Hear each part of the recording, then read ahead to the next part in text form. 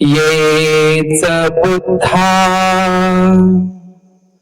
अतीताच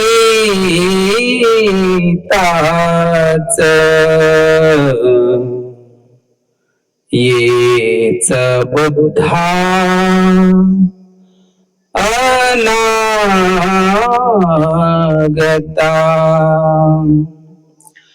पचुपन्नाच ये बुद्धा अहं वन्दामि सर्वदा।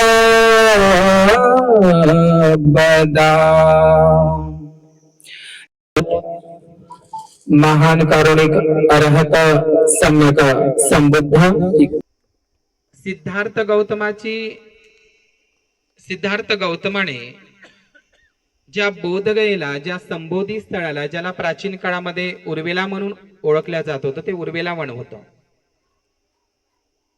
तर सिद्धार्थ गौतमाच्या सम्यक संबोधीचे ठिकाण, बुद्धत्व प्राप्तीचे ठिकाण, ज्याला ज्ञान प्राप्तीचे ठिकाण म्हणतो, ती बोधगया आहे. आणि बोधिसत्व डॉक्टर बाबासाहेब आंबेडकरांची ज्यांनी संकल्प केला, तिथे संकल्प केला त्या वडाच्या झाडाखाली, त्या बडोद्याला, गुजरातला संकल्प, तो सम्यक संकल्प बोधिसत्व बाबासाहेबांचा, की जो MA PhD DSc LLD DLiT barrister of law 32 डिग्र्या प्राप्त केलेला हा बोधिसत्व बॅरिस्टर माणूस जेव्हा सुरुवातीला तो बडोद्याला, गुजरातला जातो, त्या ठिकाणी डॉक्टर बाबासाहेब आंबेडकरांना, बोधिसत्व बॅरिस्टर साहेबाला त्या ठिकाणी कोणही किरायानं रूम द्यायला तयार नसतं. आणि त्यावेळी डॉक्टर बाबासाहेब आंबेडकर एका पारसी व्यक्तीचं नाव सांगून, म्हणजे सोराबजी दोराबजी असं नाव सांगून, त्या ठिकाणी पारसी धर्मशाळामध्ये 1 रुपये, म्हणजे त्यावेळेचा 1 रुपया भाड्यानं डॉक्टर बाबासाहेब आंबेडकर त्या ठिकाणी थांबतात. आणि केवळ ते 11 दिवसच तिथे थांबतात. बाबासाहेबांसारख्या व्यक्तीला जर गुजरात बडोद्यासारख्या ठिकाणी किरायानं रूम मिळत नसेल, ही किती मोठी गोष्ट आहे. बाबासाहेब त्यावेळी नंतर 11 दिवस थांबत असताना त्या बडोद्याची मी थोडी गोष्टी सांगत आहो, की बाबासाहेब ज्या ऑफिसमध्ये बसायचे बडोद्याला, त्या ऑफिसमध्ये डॉक्टर बाबासाहेब आंबेडकरांना तिथला चपरासी दुरून पाणी द्यायचा, दुरून पाणी, आणि दुरून फाईला फेकल्या जात होत्या. डॉक्टर बाबासाहेब आंबेडकरांचं ऑफिसातलं काम संपलं बडोद्याच्या, तर मग तिथला जो चपरासी आहे, तिथे गोमूत्रानं ती रूम साफसफाई करायचा, तो टेबल धुवून काढायचा, ती खुर्ची धुवून काढायचा, आणि ती रूमही धुवून काढायचा. आजही ते ऑफिस आहे तिथे, लक्षात घ्या. आणि बाबासाहेब 11 दिवस त्या ठिकाणी थांबत असताना बाबासाहेबांचे संपूर्ण पुस्तकं, कपड्यांच्या पेट्या सर्व रस्त्यावर फेकून दिलं. बाबासाहेबांनी एका दिवसाची मोहलत मागितली, की मला रात्रीच्या वेळी कुठे जाणार, मला रात्री थांबू द्यावं. पण जेव्हा त्या पारसी व्यक्तीला माहित झालं, आता पारसी माणसानं कशाला जाती व्यवस्था पाळायला पाहिजे, नाही पाळायला पाहिजे, म्हणून बाबासाहेबांनी एका भाषणामध्ये असा उल्लेख केलेला आहे, की भारतामध्ये जाती व्यवस्था ही केवळ ब्राह्मण हिंदू धर्मातच नाही आहे. जाती व्यवस्था, पोटजाती व्यवस्था, वर्ण व्यवस्था, उच्च नीचता ही केवळ हिंदू ब्राह्मणी धर्मातच नाही, तर ही जाती व्यवस्थेचा रोग भारतामध्ये राहून हा जाती व्यवस्थेचा संसर्ग, हा रोग हिंदू ब्राह्मण धर्माकडून भारतात राहणाऱ्या इतरही धर्माला त्याची लागण झालेली आहे. हे बाबासाहेबांचं वाक्य आहे. मग कोणाला लागण झाली आहे? भारतात असलेल्या मुस्लिमांना सुद्धा त्यांची लागण झालेली आहे. पण हा रोग गेला कुठून? जाती व्यवस्थेचा हिंदू ब्राह्मणी धर्माकडूनच गेला, हे बाबासाहेब म्हणतात. बाबासाहेबाला त्यावेळी तिथे हिंदू तर नाहीच नाही, पण बाबासाहेब मुस्लिमांकडे सुद्धा त्या बडोद्याला किरायानं रूम मागायला गेले. मुस्लिमांनी सुद्धा नकार दिला. एका ख्रिश्चन मित्राकडे गेले त्या बडोद्याला, ख्रिश्चन मित्रांनी सुद्धा नकार दिला. मी गोष्ट सांगत आहोत, जिथे बाबासाहेबाला धर्मशाळामध्ये पारसी धर्म छोटा आहे. काही गिने चुनेच लोक भारतामध्ये शिल्लक आहे, ते इराणी आहेत. तसे पारसी लोकांना सुद्धा जातीयतेचा हा संस्कार, हा संसर्ग, हा रोग हा ब्राह्मणी धर्माकडूनच त्यांच्याकडे आलेला आहे. बाबासाहेबांचं सामान ते फेकून देण्यात आलं, ते पुस्तकं वगैरे रस्त्यावर फेकून देण्यात आले आणि बाबासाहेब मग त्या बडोद्याच्या सयाजी गार्डन मध्ये, एक वडाचं झाड आहे आजही तिथे सयाजी गार्डनला, श्रीमंत सयाजीराव गायकवाड, आपण बडोदा, ज्यांनी बाबासाहेबांनी मदत ज्यांनी केलेली आहे ते सगळ्यांना माहीतच आहे तुम्हाला. तर त्या सयाजी गार्डन मध्ये एक विश्वामित्रा नावाची नदी आहे. सयाजी गार्डन मध्येच आहे छोटीशी एक विश्वामित्रा नावाची नदी आहे. त्या विश्वामित्रा नदीच्या काठी एक वडाचे झाड आहे. त्या वडाच्या झाडाखाली बोधिसत्व बाबासाहेब आंबेडकर म्हणजेच त्या सयाजी गार्डन मध्ये त्या झाडाखाली बसले आणि ते रडत बसले बाबासाहेब. आता रड कशासाठी, कशासाठी बाबासाहेब रडत आहे? स्वतःसाठी का? अजिबात नाही. त्यांच्या डोळ्यासमोर डॉक्टर बाबासाहेब आंबेडकरांना असं वाटलं, बोधिसत्व बाबासाहेबांना असं वाटलं, मी MA PhD DSc LLD delete barrister of law 32 डिग्र्या माझ्याकडे आहे, टाय कोट बूट घातलेला माणूस, उच्च शिक्षित माणूस, विद्या विभूषित माणूस, बाहेर देशातून शिकून आलेला, परदेशातून शिकून आलेला उच्च विद्या विभूषित माणूस, माझा एवढा अपमान इथे होत आहे, तर माझा समाज तर तळागाळात खेड्यापाड्यात राहत आहे, त्या लोकांच्या किती हालअपेष्टा असतील, त्यांना किती या मनुवाद्यांकडून, ब्राह्मणवाद्याकडून किती त्रास सहन केला जात असेल, त्यांच्यावर किती अन्याय अत्याचार होत असेल, हे चित्र बाबासाहेबांच्या डोळ्यासमोर तरळलं आणि बाबासाहेबांच्या त्या वडाच्या झाडाखाली बाबासाहेबांच्या डोळ्यामधून अश्रुधारा वाहू लागल्या. रडले बाबासाहेब, आपल्यासाठी रडले, आपल्या हाल अपेष्टा त्यांना आठवल्या. आणि लक्षात घ्या, केवळ बाबासाहेब रडले हे खरी गोष्ट आहे, परंतु बाबासाहेब त्या झाडाखाली, वडाच्या झाडाखाली केवळ रडतच राहिले नाही, तर बाबासाहेबांनी संकल्प केला की मी हजारो वर्षापासून जे कुत्र्या मांजराचं, अस्पृश्यांचं, हीन दीनतेचं हे जे जीवन जगत आहे, या गुलामीच्या जगण्यातून मी या समाजाला अंधारातून उजेडात, प्रकाशात आणल्याशिवाय राहणार नाही. आणि हे जर मी कार्य करू शकलो नाही, किंवा हे कार्य जर माझ्या हातातून घडलं नाही, तर मी स्वतः विजेच्या खांबाला, इलेक्ट्रिक खांब्याला बांधून स्वतःला संपून टाकेल, किंवा स्वतः बंदुकीच्या गोळ्या झाडून मी स्वतःला संपून टाकेल. हे बाबासाहेब संकल्प करत आहे. मला सांगा उपासक उपासिकांनो, काय बाबासाहेबांनी स्वतःला बंदुकीच्या गोळ्यांनी संपवलं आहे? काय विजेच्या खांबाला बांधून त्यांनी स्वतःला संपवलेला आहे? नाही केलं ना बाबासाहेबांनी तसं. कारण त्यांनी जो संकल्प केला होता, त्या संकल्पभूमी बडोद्याला, त्या वडाच्या झाडाखाली, तो संकल्प बाबासाहेबांनी पूर्ण केला. आणि तो संकल्प जर पूर्ण केला नसता, तर माझ्या हातामध्ये माईक नसता, आणि माझ्या अंगावर हे जगातील महावस्त्र, हे चिवर नसतं, भिक्षापात्र नसतं, मी भिक्खू नसतो, मलाही बोलण्याची संधी मिळाली नसती, तुम्हालाही बोलण्याची संधी मिळाली नसती, तुमच्या अंगावरही पांढरे कपडे नसते, आपल्याला बुद्ध धम्म संघाची ओळख झाली नसती, आपली घरं बदलली नसती, आपल्या ताटातलं अन्न बदललं नसतं, आपली झोपडी बदलली नसती, आपलं जीवनमान बदललं नसतं. हे बाबासाहेबांनी केलेल्या संकल्पावर आहे. आणि तो संकल्प कुठे गेला? बडोद्याला संकल्प केला. म्हणून दरवर्षी तुम्ही दीक्षाभूमीला जाता, तर यावर्षी तुम्ही संकल्पभूमी बडोद्याला या. म्हणजे एक प्रकारे ज्याप्रमाणे दीक्षाभूमीला कार्यक्रम असतो, त्याचप्रमाणे 23 सप्टेंबर ही तारीख आताच लक्षात ठेवा. मला वाटते सप्टेंबर महिन्यामध्ये तुमचे निंदनाचे, खुरपणाचे काम होऊनच जातात. आणि काही काही बाया येत नाही, पाणी असेल तरी, पाणी म्हणजे आहे किंवा शेतीतले, म्हणून 2च दिवस तुम्ही, गेल्या वर्षी रमाई होती, तिचे पैसे हरपले होते, आणि याही वर्षी ती येणार होती. यावर्षी तुम्ही त्या संकल्पभूमी बडोद्याला यायचं आहे. दीक्षाभूमीला जशी लाखो लोक जमा होतात ना, तशीच लोक त्या संकल्पभूमी बडोद्याला जमा होतात.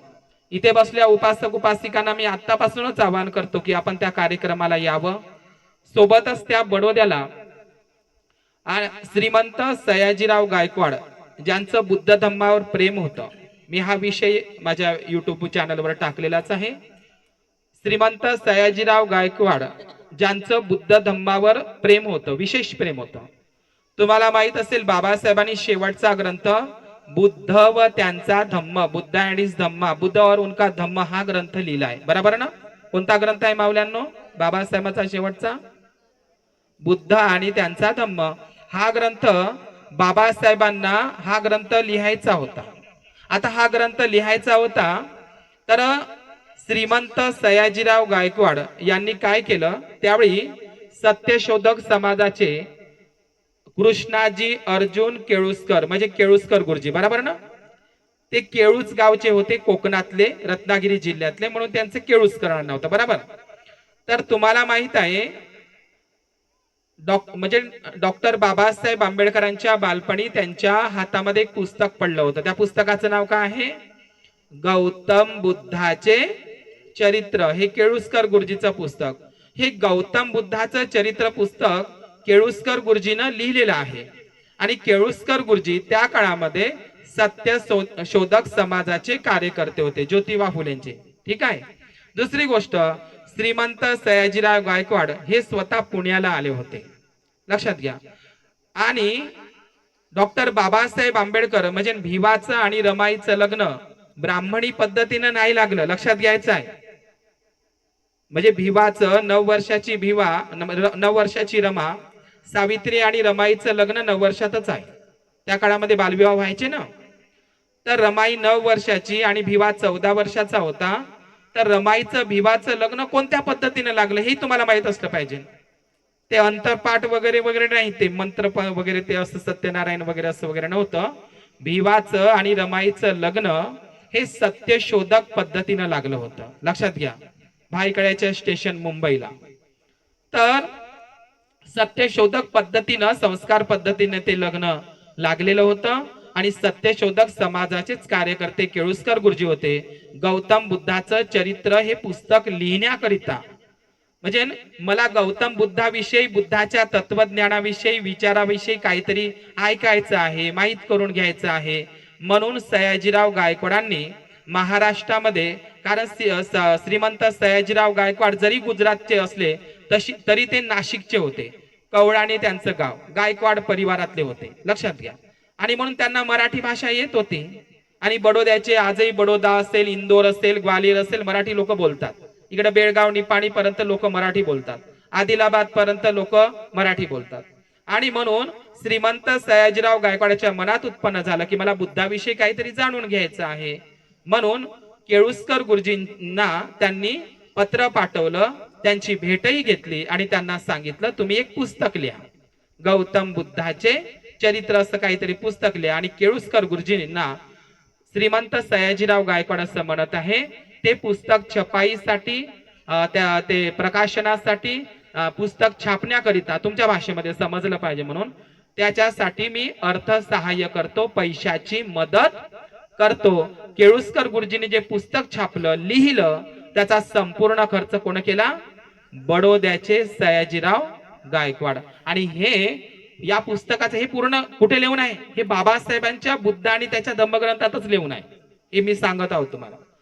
उपोद्घात, प्रस्तावना किंवा मी बुद्ध धम्माकडे वळलो या 3 चॅप्टर मध्ये तुम्हाला ते सापडते. समजत आहे का तुम्हाला मी बोलत आहोत? तर ते गौतम बुद्धाचं चरित्र केळुसकर गुरुजीनं लिहिलं आणि ते पुस्तक मग भिवाच्या हातामध्ये पडलं. गौतम बुद्धाचं चरित्र पुस्तक बाबासाहेब असं लिहितात, त्या ग्रंथामध्ये भिवा असं म्हणजे अनुभव लिहितात, मी बुद्ध धम्माकडे कसं वळलो. केळुसकर गुरुजीचं पुस्तक वाचत असताना, बोलू नका बरं, बोलू नका, तसं डिस्टर्ब होते. केळुसकर गुरुजीचं पुस्तक वाचत असताना, कोणतं बरं? सरळ बसा तुम्ही, वाघिणी आहे का नाही? आता खाल्ला नाश्ता वगैरे, व्यवस्थित बसा बरं, चांगल्या सरळ बसा, बिलकुल व्यवस्थित, बिलकुल ताट मान सरळ, बिलकुल इकडे तिकडे पाहायचं नाही बिलकुल. तर कोणतं पुस्तक होय? गौतम बुद्धाचे चरित्र हे पुस्तक भिवाच्या हातामध्ये पडलं. हा अनुभव बाबासाहेबांचाच आहे. जेव्हा मी केळुसकर गुरुजींचं गौतम बुद्धाचे चरित्र पुस्तक वाचत होतो, बाबासाहेब असं लिहितात, मी रिकाम्या डोक्यानं बुद्धाकडे वळलो नाही. रिकाम्या डोक्यानं म्हणजे ते गौतम बुद्धाचं चरित्र पुस्तक वाचत असताना मी तर्क करत होतो स्वतःला, म्हणजे तर्क म्हणजे असंच वाचत नव्हतं जसं आहे तसं, त्याच्यावर तर्क करत होतो, शोध करत होतो, चिंतन करत होतो आणि विचार करत होतो. मी रिकाम्या डोक्यानं बुद्धाकडे वळलो नाही असं बाबासाहेब लिहितात. आणि ते पुस्तक मी अधाशासारखं म्हणजे असंही लिहितात बाबासाहेब, जसा एखादा 2-3 दिवसापासून जसा एखादा माणूस भुकेला आहे आणि त्याला जेवण द्यावं तर तो अधाशासारखा पटपट पटपट जेवतो, अशाच पद्धतीने मी ते पटपट पटपट, कारण आजपर्यंत मी कोणती पुस्तकं वाचत होतो? रामायण, महाभारत, कबीराचे दोहे, पांडव प्रतापाच्या कहाण्या.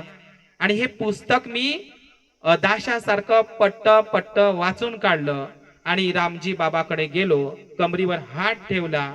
लहान होते भिवा, तुम्ही आम्हाला नुसते पोथी पुराण रामायण महाभारत नुसते कबीराचेच भजन शिकवले, आम्हाला बुद्ध का नाही सांगितला? हा पहिल्यांदा प्रश्न भिवानं रामजी बाबांकडे गेला. यापूर्वी कधीही भिवा आणि त्यांचे कोणतीच भावंड ही भिवा म्हणजे रामजी बाबा समोर बोलण्याची हिंमत नव्हती, लक्षात घ्या. म्हणून बाबासाहेबांना प्रश्न पडला, रामजी बाबांपुढे त्यांनी प्रश्न निर्माण केला, लक्षात घ्या. आणि सिद्धार्थ गौतमाला सुद्धा प्रश्न पडला की या जगात दुःख का आहे, म्हणून ते घराबाहेर पडले. आणि डॉक्टर बाबासाहेब आंबेडकर सुद्धा या भारताच्या बाहेर विदेशामध्ये शिकायला गेले, बरोबर, त्यांनाही प्रश्न पडला. आणि तुमच्या न्याय हक्काची प्रश्न त्यांनी तिथेही गोलमेज परिषदेमध्ये मांडली. आणि म्हणून बाबासाहेबांचं मी जे तुम्हाला बडोद्याचं सांगत आहो, त्या ठिकाणी श्रीमंत सयाजीराव गायकवाडांनी गुजरातमध्ये एक शामलाजी नावाचा तालुका आहे आणि देवनी मोरी नावाचं एक ठिकाण आहे, तिथे तथागत बुद्धांच्या अस्थी प्राप्त झाल्या आहे. स्वतः श्रीमंत सयाजीराव गायकवाडांनी त्या देवनी मोरीतल्या गुजरात मधल्याच भगवान बुद्धांच्या अस्थी धातू बडोद्याच्या संग्रहालयामध्ये आणून ठेवल्या. तुम्ही बडोद्याला जर गेले तर त्या पूर्ण बडोदा संग्रहालयामध्ये गुजरातमध्ये जिथे जिथे बुद्धाच्या मूर्त्या जमिनीखाली प्राप्त झाल्या त्या सर्व बुद्ध मूर्त्या, बुद्धाच्या शिल्पकला बडोद्याच्या संग्रहालयामध्ये सयाजीराव गायकवाडांनी आणून ठेवलेल्या आहे. एवढेच नाही, त्यांनी बौद्ध राष्ट्राचा दौरा केलाय, जापानला गेले, जापानवरून त्यांनी एक मूर्ती आणली आणि तेही सुद्धा तुम्हाला सयाजी गार्डन मध्ये पाहायला मिळेल. म्हणजे भगवान बुद्धांच्या शारीरिक धातू अस्थी ह्या बडोद्याला सुद्धा ठेवलेले आहे. म्हणून 23 सप्टेंबरला तो कार्यक्रम असतो. 21 सप्टेंबर आपण निघायचं आहे ट्रेननं आणि 22ला तुम्ही पोहोचता. तुमची भोजनाची तिथे सगळी व्यवस्था होईल आणि आपण त्या ठिकाणी सयाजीराव गायकवाडांचा सुंदर राजवाडा पाहणार आहोत आणि आपण एक छान रॅली काढणार आहोत. आणि त्या ठिकाणी विश्व बौद्ध संघाच्या द्वारे आम्ही त्या ठिकाणी स्टेज असणार आहे. यावर्षी स्वतः ज्ञानज्योती भंतेजी स्वतः येणार आहे, पहिल्यांदा रात्रभर त्यांचा कार्यक्रम असणार आहे. इतरही भिक्खू संघ येणार आहे. म्हणून तुम्ही दीक्षाभूमीला गेले, चैत्यभूमीला गेले, शौर्यभूमी भीमा कोरेगावला गेले, यावर्षी सर्वांनी संकल्पभूमी बडोद्याला यायचं आहे. किती महिला येत आहे हात वरत करा बरं. आतापासूनच 23 सप्टेंबरला भंतेजी मरतो का वाचतो तोपर्यंत. काय काय बाय म्हणते आताच मेली का, चाललं माय बुद्ध गेल तर आताच मेली काय. एक बाई म्हणे सोबती नाही म्हणे, मले सोबती म्हणून मी येत नाही म्हणे. मग मराच्या वक्ती काय सोबतीन लागते का, मी नाही येत माय एकटी, मला मरुष्याच वाटत नाही, चाल मला सोबती देईल का तुमची सोबतीन. का बरं, ती रमाई गेल्या वर्षी बडोद्याला आली का नाही, आणि याही वर्षी येतो म्हणे, गेली का नाही सोडून. रमाई आहे ना इथली चलोनी आहे, मग काय भरोसा आहे का इथली त्या पिंपळकुटीची कोण माहिती, देव काय 100 कर काय ती बाई बाबा उपासिका पिंपळकुटीचे. आम्ही त्या गावले गेलो का नाही, यवतमाळ जिल्ह्यामधलं पिंपळकुटी त्या गावले जातो ना, मी तर न बोलावताही जातो. काही काही गावातलं असं आहे की न बोलावल्याही जाऊशा वाटते. काही काही बाई इतक्या फोन करते जाणंच होत नाही, पण काही काही गावामध्ये जाऊशाच वाटते, न बोलावताही जाऊशा वाटते. मी त्या देवकाईचं ना रमाईचं का नाव घ्यावं, बरोबर ना. तर देवकाई 100 कार पिंपळकुटीची आम्ही कधीही गेलो, भंतीची कोणतेही राहू द्या, भेदभाव करत नव्हत्या. शेतामध्ये जाता जाता डोक्यावरची शिदोरी सोडून एखादी बाई तर अशी पाहिजे हो तिकडं, बरोबर आहे का नाही. पण डोक्यावरची शिदोरी सोडून म्हणजे वावरात जाता जाता शिदोरी सोडून ते भाकर शिदोरी सोडून ती विहारात येऊन भंतेजीला भोजन दान देतोय. मी स्वतः माझ्या डोळ्यांनी ते बघितलेलं आहे. इतकी श्रद्धावान बाई.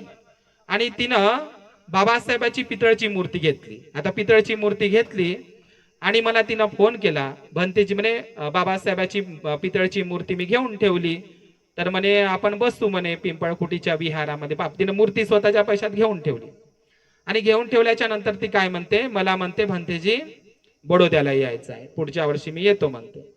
आणि पण ते मूर्ती बसवायची राहिली आणि ते बडोद्याला यायचं राहिलं. तर लक्षात घ्या, रमाई गेल्या वर्षी बडोद्याला होती आणि या वर्षी ती येणारच होती ती, पण या वर्षी तिचं येणं झालं नाही. म्हणून आपल्या जीवाचा काही भरवसा नाही आहे. योग्य वयामध्ये तुम्ही धम्मसहली केल्या पाहिजे. पैसा किती जातो याच्याकडे लक्ष देऊ नका, चांगल्या कामासाठी पैसाही खर्च केला पाहिजे. भगवंतानी महापरिनिर्वाण सुत्तामध्ये सांगितलं, जाता जाता तुम्ही या 4 धम्म यात्रेला भेट दिल्या पाहिजे, है की नाही. लुंबिनी, बोधगया, सारनाथ आणि कुशीनगर आणि इतरही बौद्ध स्थळांना. पण काही लोक जन्माला येऊन सुद्धा त्या स्थळांना भेटी देत नाही, बरोबर आहे का नाही. म्हणून ते मोदीनं आता एक फुकटमध्ये धम्मसहल आयोजन केलेलं आहे रेल्वेचं. नका जाऊ भिक्कारड्यासारखं, नाही जायचं. एखाद्या आपला उपासक धम्मसहलाचं आयोजन करत असेल, तो जास्तचे पैसे घेत असेल, तो जगला पाहिजे ही भावना ठेवा. आणि चांगल्या कामासाठी पैसे खर्च, आपण डीजे साठी, लग्नासाठी लाखो रुपयांचा चुराडा करतो, बरोबर आहे का नाही. म्हणून आपल्या जीवनामध्ये आल्याच्या नंतर ते मोदी फुकटमध्ये तुम्हाला जरी नेत असेल तरी तुम्ही जाऊ नका. स्वाभिमानानं स्वतःचे पैसे जमा करा. एका आईनं मला 2-4 वर्षापासून, तिनं बीडची आई होती एक, कमलाई गायकवाड, बीडला मी वर्षावास केला 2016 मध्ये. तर त्या आईनं मडक्यामध्ये पैसे टाकले, मडक्यामध्ये पैसे जमा करू तिनं, बरोबर आहे ना, तिनं बुद्धगयेसाठी पैसे जमा केले आणि ती बुद्धगयेला आली. तिथून बीडवरून पुलगावला आली, माझ्या सोबत आली, दोघीच बाया आल्या, पहा तेवढ्या दूरून. लक्षात घ्या. या मगाशीनच डॉक्टर विजय डोंगरे साहेबांनी तुम्हाला सांगितलं की गाव ते बुद्ध विहार असलं पाहिजे. लक्षात घ्या, बाबासाहेबांच्या भारतीय बौद्ध महासभेचे 10 उद्दिष्टापैकीच एक उद्दिष्ट आहे, गाव तिथे बुद्ध विहार असलं पाहिजे. आणि काही लोक बुद्ध विहाराचा, बुद्ध मूर्तीचा धिक्कार करतात किंवा हे करतात. नाही, बाबासाहेबांनी धम्म दीक्षेपूर्वी, लक्षात घ्या, नागपूरला बौद्ध धम्माची दीक्षा घेण्यापूर्वी बुद्ध विहाराची प्रेरणा, संकल्पना आपल्या पुलगावलाच दिली 1954ला, बरोबर ना, 25 एप्रिलला.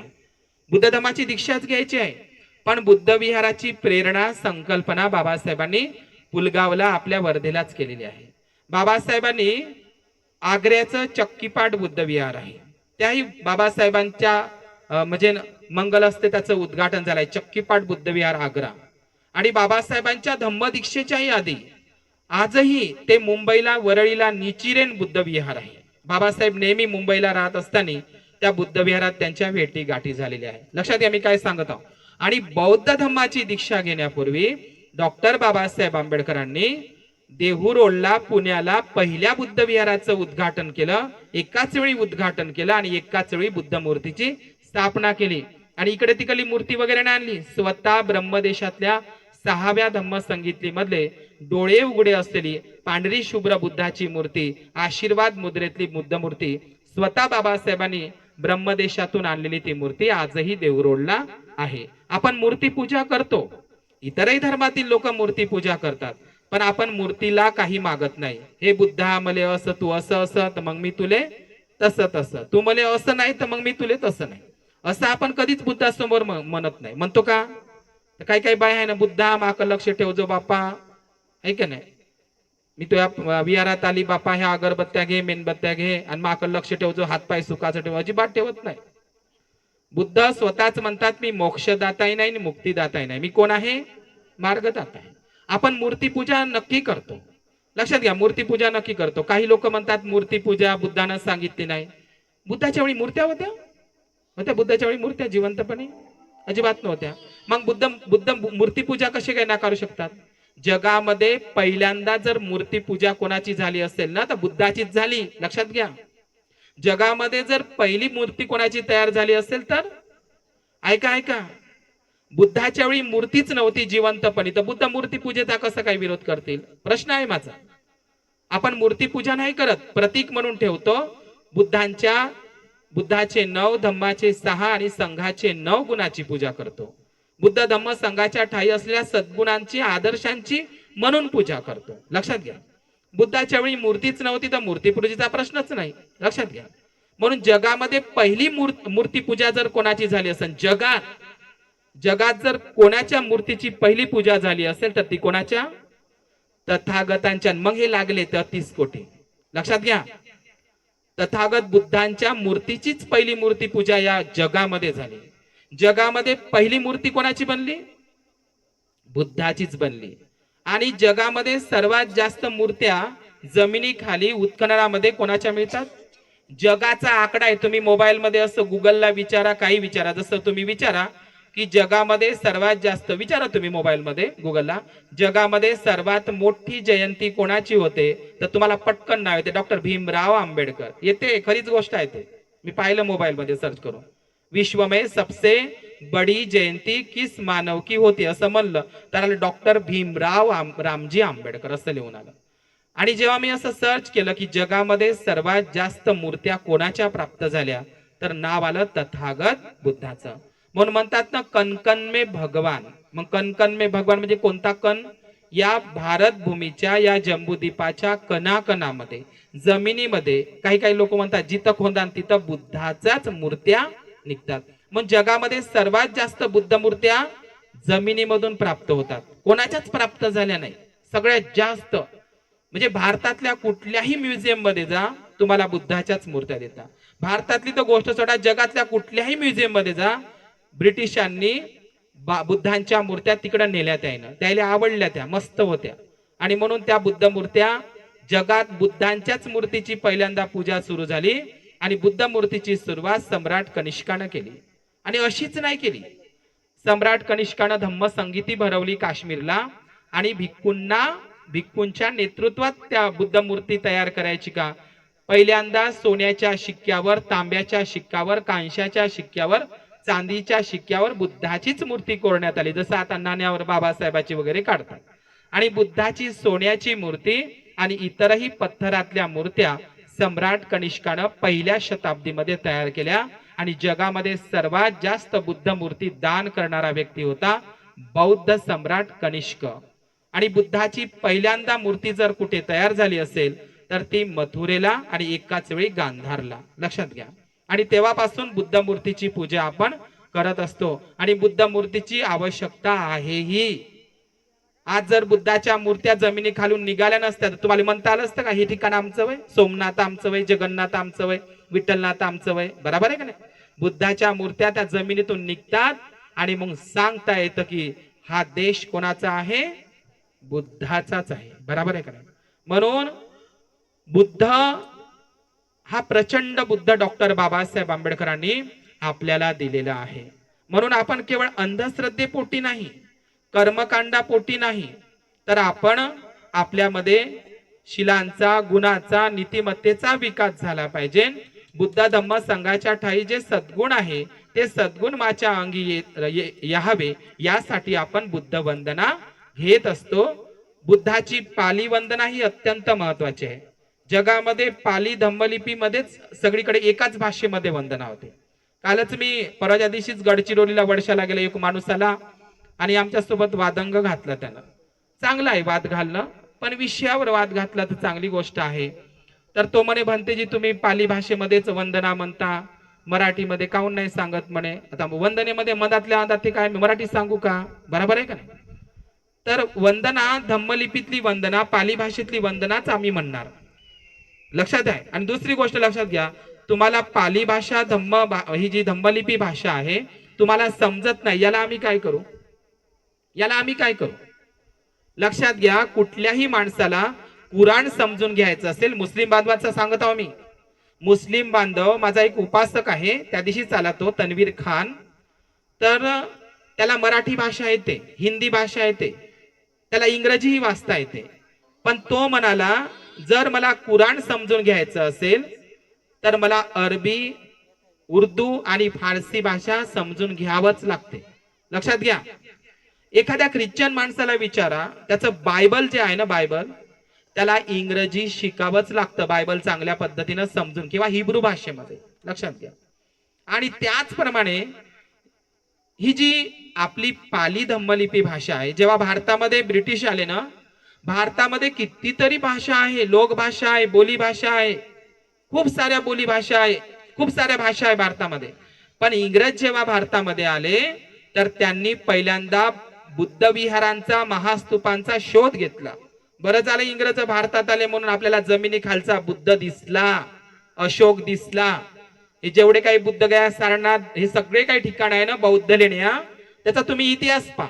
अजंठा वेरूळ लेण्या लक्षात घ्या, त्याही इंग्रजांनी सर्व भारतातल्या बौद्ध लेण्या, विहार, महास्तूप आणि एवढंच नाही तर पाली धम्मलिपी भाषा वाचण्याचं काम जेम्स प्रिन्सेपनं केलं. सर अलेक्झांडर कनिंगम असेल, सर जॉन मार्शल असेल, लक्षात घ्या, किंवा सर जॉन विल्सन असेल, या लोकांचं किती मोठं शोध आहे की ज्यांच्यामुळे आपल्याला बौद्धगया पाहायला मिळाली, सारनाथ पाहायला मिळालं. हे सगळं त्यांनी केलं. पण इंग्रज जेव्हा भारतामध्ये आले तर त्यांनी हे बुद्ध विहार, महाविहार, महास्तूप, हे बुद्ध मूर्त्या, हे बौद्ध स्थळ सगळे तर खोजले. पण भारतामध्ये एवढ्या मोठ्या भाषा असून इंग्रज लोक जेव्हा भारतात आले तर त्यानं पहिल्यांदा पाली टेक्स्ट सोसायटी निर्माण केली. पाली भाषेवर संशोधन अभ्यास ब्रिटिशांनी सुरू केला. त्यांना महत्व वाटायला लागलं पाली भाषेचं. तुम्हाला पाली भाषा का समजत नाही मी असं अजिबात म्हणत नाही, परंतु आपल्या बौद्ध लोकांनी जनगणनेमध्ये पाली लिहावं, हिंदी मराठी पाली लिहावं, आणि प्रत्येकानं ही बुद्धाची वाणी, जगातली पहिली भाषा ही पाली धम्मलिपी भाषा आपण शिकली पाहिजे. लक्षात घ्या, तुम्हाला बौद्ध लेण्यांवरचे अभिलेख, स्तंभांवरचे अभिलेख, सम्राट अशोकाचे शिलालेख जर वाचायचे असेल आणि आणखी धम्माचा चांगल्या पद्धतीने अभ्यास करायचा असेल तर तुम्हाला पाली धम्मलिपी भाषा शिकलंच पाहिजे, त्याच्यासाठी प्रयत्न केला पाहिजे, एवढं मला म्हणायचं आहे. कारण पाली धम्मलिपी भाषा ही अत्यंत महत्वाची भाषा आहे आपल्यासाठी, आणि म्हणून पालीचं संशोधन व्हावं त्यासाठी तुम्ही श्रामणेर शिबिरामध्ये आपल्या मुलांना पाठवलं पाहिजे. आणि त्यासाठी गाव तेथे बुद्ध विहार ही बाबासाहेबांची संकल्पना होती. गाव तेथे बुद्ध विहार असलं पाहिजे. पण बुद्ध विहार कायच्यासाठी आहे? एक बुद्ध विहार आहे इकडं वर्धेला, तिथं बालवाडीच भरते. त्या जय भीम चौकामध्ये, मला वाटतं ते गोटेवाडी गौरक्षण वार्ड मध्ये आहे ना, बरोबर? भंतेजीला माहित आहे. समाज मंदिर म्हणजे विहार नाही, विहार आपल्या हक्काची असली पाहिजे, आपल्या कष्टाची असली पाहिजे. मी पिंपळकुटी नावाचं गाव आहे इथे यवतमाळला, तुम्हाला समजत आहे का माझं? त्या पिंपळकुटीच्या गावातल्या बायानं आपल्या शेतातला एक एक क्विंटल कापूस, ज्याला तुम्ही सीतादेवीचा म्हणता ना तुम्ही, ते सोडून द्या आता, तर तो पहिला कापूस त्यानं आपल्या विहारामध्ये आणून टाकला. पहिला निघालेला कापूस, तुम्ही कराल का तसं? त्यानं कापूस म्हणजे पहिल्या कापूस आणून त्यानं ते विहार उभं केलं. लक्षात घ्या, काही काही ठिकाणी तर आपल्या अंगावरचे सोन्याचे मणी डोर, काही काही बायांना आपल्या गळ्यातले सोन्याचे मणी, आपल्या पायातल्या चांदीच्या पातल्या ना का त्या बुडग्या वगैरे घालत होत्या म्हाताऱ्या, त्यानं त्या गहाण ठेवून विकून बुद्ध विहार बांधले. असे गाव आहे बरं, लक्षात घ्या, असे गाव आहे. आताच मी त्या नेर परसोपंतला गेलो, एक चिखली डोमगाव नावाचं गाव आहे.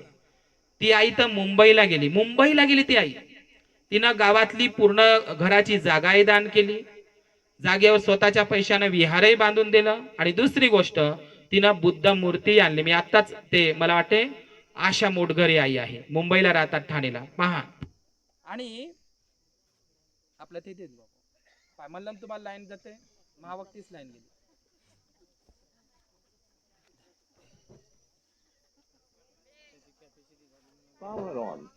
हे बा आमचा डीजे मस्त आहे छोटावाला. मी छोटीशी ती तर जातक कथा सांगतो. आवाजच नाही चांगला आहे ना, मजा नाही येत आहे ना.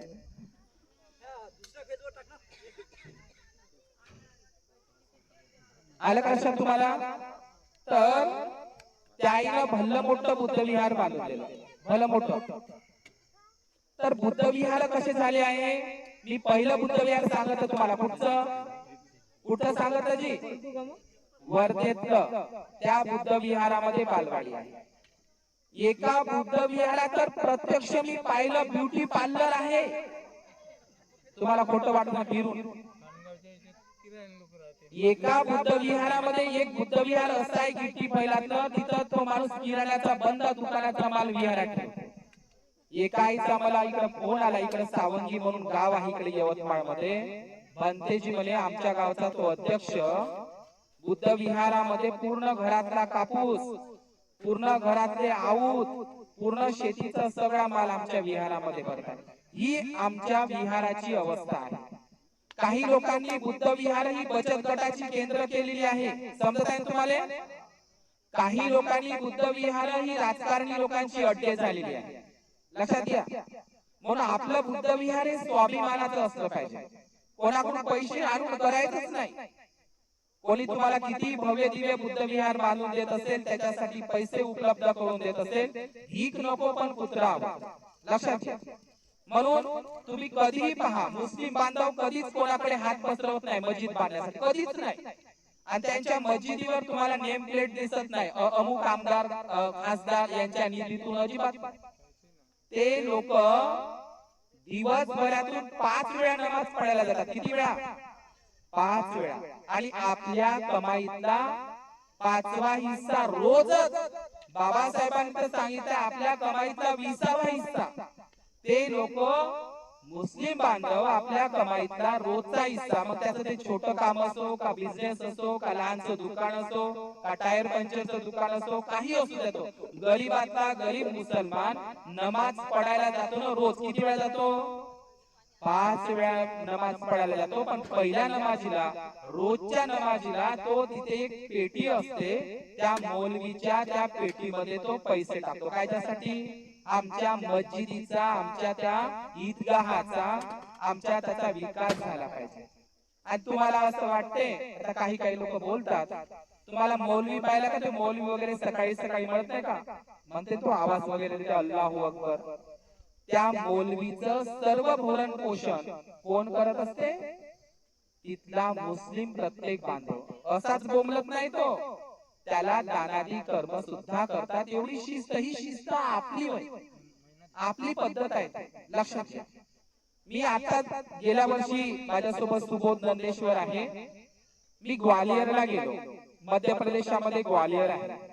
तिथं ग्वालियरचा एक किल्ला, एक टेकडी आहे. तर तिथं एक शिखांची गुरुद्वारा आहे. खूप सुंदर शिखांची गुरुद्वारा आहे. त्या गुरुद्वारामध्ये कोणत्याही समाजातील लोकांना 2 दिवस राहता येते. आणि ती गुरुद्वारा, असं मी ऐकलं आहे की पंजाब मध्ये अमृतसरला एक गुरुद्वारा आहे. माझा आवाज येतो का तुम्हाला? अमृतसरला एक गुरुद्वारा आहे, मोठी गुरुद्वारा.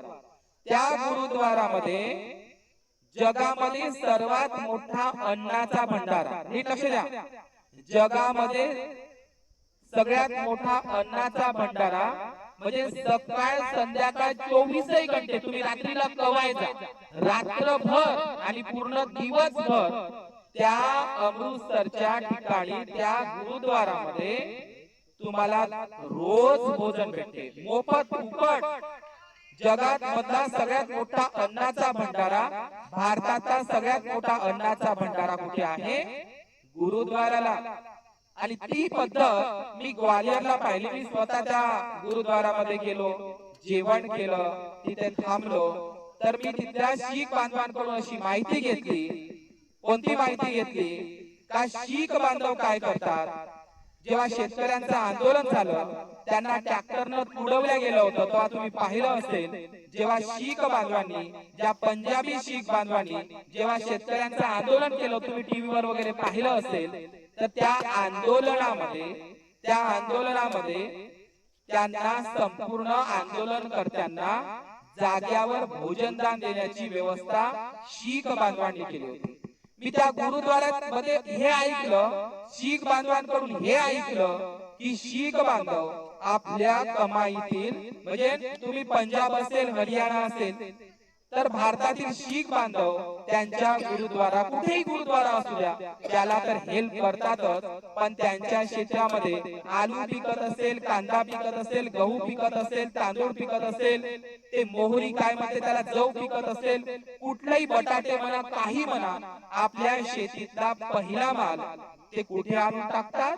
आजही पद्धत आहे, गुरुद्वारामध्ये ते आणून टाकतात. एक कांद्याचा कट्टा असेल, पहिलं उत्पन्न, पहिला शेतीचा माल ते कुठे नेऊन टाकतात? गुरुद्वारामध्ये. आणि आपण कुठे नेऊन टाकतो? आपल्या घरामध्ये. लक्षात घ्या. आता हे पद्धत मी शिखांचं म्हणून राहिलो.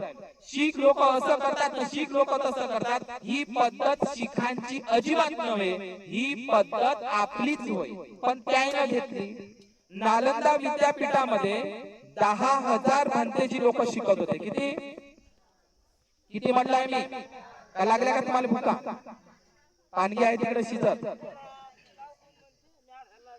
तर नालंदा विद्यापीठामध्ये किती भिक्खू शिकत होते? पाहिलं का? नालंदा विद्यापीठ बिहार मध्ये आहे. 10,000 भंतेजी. किती आकडा आहे? 10,000. बरं, लहानचा आकडा आहे का हा? 10,000 भिक्खू लोक एकाच वेळी शिकायचे. कुठे? नालंदा विद्यापीठामध्ये. या 10,000 भंतेजीला 2,500 मोठे भंतेजी शिकवायला राहायचे. बौद्धाचार्य, ते खरे बौद्धाचार्य. आणि त्या ठिकाणी जे 10,000 भिक्खू राहायचे, 2,500 इतर मोठे भिक्खू राहायचे. तर भिक्खूंना त्यांच्या पूर्ण भोजनाची व्यवस्था, 10,000 भिक्खूंच्या भोजनाची व्यवस्था, त्यांच्या भिक्षा पात्राची व्यवस्था 10,000 भिक्खूंच्या भोजनाची व्यवस्था, 10,000 भिक्खूंच्या चिवराची व्यवस्था, 10,000 भिक्खूंच्या भिक्षा पात्राची व्यवस्था आणि 10,000 भिक्खूंच्या औषधाची व्यवस्था. ही सर्व कोण करत होते? राजे महाराजे तर नक्कीच करत होते. व्यापारी करत होते, श्रेष्ठी करत होते, शेतकरी करत होते. गरीबातला गरीब माणूस रहिवाशी करायचा. म्हणून मी माझ्या अभ्यासात आलेला आहे की तिथे 90 लाख ग्रंथ होते. किती? 90 लाख ग्रंथ होते नालंदा विद्यापीठाला. 6 महिने जळत राहिले. आणि 40,000 खेडे. मी हेही वाचलं की नालंदा विद्यापीठाच्या भिक्खूंच्या सोयी सवलतीसाठी 40,000 खेड्यातील दान तिथे जात होतं. आपल्या शेतीतला पहिला तांदूळ, आपल्या शेतीतील पहिलं मोडीचं पीक, तांदूळ असेल, गहू असेल, ते सगळे नालंदा विद्यापीठामध्ये भिक्खूंना व्यवस्था होती. आणि म्हणून नालंदा विद्यापीठ एवढं प्रसिद्ध होतं की जगातील लोक तिथं शिकायला यायचे. नालंदा विद्यापीठाचं नाव आहे जगातील. नालंदा, तक्षशिला, विक्रमशिला, औदंपुरी, इकडं गुजरातला वल्लभी विद्यापीठ, हे सर्व बौद्ध विद्यापीठ आधीचे बुद्ध विहारच होते. लक्षात घ्या. नालंदा विद्यापीठ ज्या ठिकाणी उभा आहे ते सारीपुत्ताचं घर आहे. सारीपुत्त नाव ऐकलं तुम्ही? जे तुम्ही नालंदा विद्यापीठ पाहता ते सारीपुत्त भंतेजीचं घर आहे. सारीपुत्त भंतेजीच्या घरावर बुद्धाचं परिनिर्वाण आधी झालं की बाबासाहेब बुद्धाचं की सारीपुत्ताचं? कोणाचं झालं? सारीपुत्त महामोगलांचं परिनिर्वाण. आता हत्या झाली महामोगलांची, सारीपुत्ताचं परिनिर्वाण झालं. मग सांगा, बुद्धाच्या आधी सारीपुत्ताचं परिनिर्वाण झालं तर जगामध्ये पहिल्यांदा स्तूप कोणाचा निर्माण झाला? सारीपुत्ताचा की बुद्धाचा? सारीपुत्ताचा. आणि बुद्धाच्या हयातीतच सारीपुत्तानं जिथे माझा जन्म झाला नालंदाला, तिथेच जाऊन मला परिनिर्वाण करायचं आहे. ज्या ठिकाणी नालंदाला माझा जन्म झाला, जिथं माझं घर आहे, जिथे माझी नाड पडली, तिथेच मला परिनिर्वाण करायचं आहे. बुद्धानं अनुमती दिली आणि सारीपुत्त नालंदाला गेले. त्यांचं परिनिर्वाण झालं. ए बाबू बोलू नको, ए बाबू बोलू नको, डिस्टर्ब नको. तिथे परिनिर्वाण झाल्याच्या नंतर सारीपुत्ताच्या अस्थी हे बुद्धांनी धम्मामध्ये लिहून आहे बाबासाहेबांनी. सारीपुत्तांच्या अस्थी बुद्धांकडे पेश करण्यात आल्या. बुद्धांनी सांगितलं भिक्खूंनो सारीपुत्ताच्या अस्थीकडे बघावं. तो विषय मी बनवलेला आहे, तुम्ही वाचा. खूप सुंदर गोष्टी आहेत त्या. सारीपुत्तांचे गुणवैशिष्ट्य बुद्धांना सांगितलं. भिक्खूंनो बघा बघा त्या सारीपुत्ताच्या अस्थीकडे बघा. हे बुद्धांनी धम्मामध्ये बघा बघा भिक्खूंनो सारीपुत्त. भिक्खूंना असं वाटलं की काय आहे त्या अस्थीमध्ये? बुद्धाकडे आणल्या होत्या सारीपुत्ताच्या अस्थी. आणि भिक्खू असते बघा बघा भिक्खूंनो बघा सारीपुत्ताच्या अस्थींकडे. भिक्खूंनो माझ्या अंशी अग्रश्रावकामध्ये सारीपुत्त हा पृथ्वी समान क्षमाशील होता. कसा होता? कोणताही खूप साऱ्या गोष्टी आहे. अग्नी समान होता, समुद्रा समान होता, मी ते सांगणार नाही. नदी समान होता, जला समान होता, हे खूप सांगितलं आहे बुद्धानं. मस्त आहे ते. मी माझा विषय टाकलेला आहे, तुम्ही वाचाल, त्याच्यामध्ये खूप सुंदर आहे. पण कसा होता म्हणते? माझ्या संपूर्ण भिक्खू संघामध्ये सारिपुत्त हा कष्टाळू होता, पराक्रमी होता, जिद्दी होता आणि तो पृथ्वी समान क्षमाशील होता. पहा गुण कोणता सांगितला बुद्धाने सारिपुत्ताचा? ओ माऊल्यांनो, पृथ्वी समान क्षमाशील होता. पृथ्वी समान म्हणजे आता तुम्ही कुठे बसलेले आहे? पृथ्वीवरच आहे ना का आकाशात? सारिपुत्त कसा होता म्हणते माझ्या भिक्खू संघात? पृथ्वी समान क्षमाशील. आता पृथ्वी समान क्षमाशील म्हणजे काय? तर बुद्धाने त्याचं स्पष्टीकरण सांगितलं. हे मिलिंद प्रश्नामध्ये सुद्धा आलाय. पृथ्वीवर तुम्ही विष्ठा टाका. विष्ठा म्हणजे समजलं ना? लहान लेकराची संडास टाका. कायच्यावर? पृथ्वीवर, जमिनीवर. पृथ्वी रागावते का? आणि पृथ्वीवर तुम्ही मोगऱ्याचे, गुलाबाचे किंवा कोणत्याही सुगंधित फुलं टाका. बरोबर? म्हणजे तुम्ही पृथ्वीवर सुगंधित फुलं जरी टाकले तरी पृथ्वी म्हणजे ते समान स्थितीमध्ये राहते. आणि पृथ्वीवर तुम्ही विष्ठा टाका, पृथ्वी कधीही कोणावरही रागावत नाही.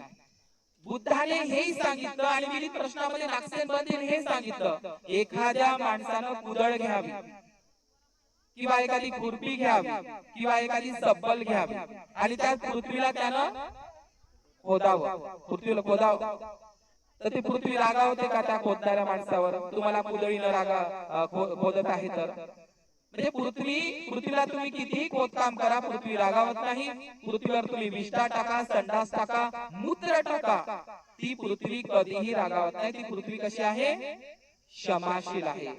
हे भिक्खूनो, तुम्ही सुद्धा पृथ्वी समान क्षमाशील असलं पाहिजे. काय आपण क्षमाशील आहोत? बुद्धानं माणसं जोडली का माणसं तोडली? बुद्धानं आयुष्यभर माणसाला जोडण्याचं काम केलं का तोडण्याचं काम केलं? माणसं जोडली ना, जोडली का नाही? आजही बुद्धाच्या सद्गुणानं माणसं जोडतात.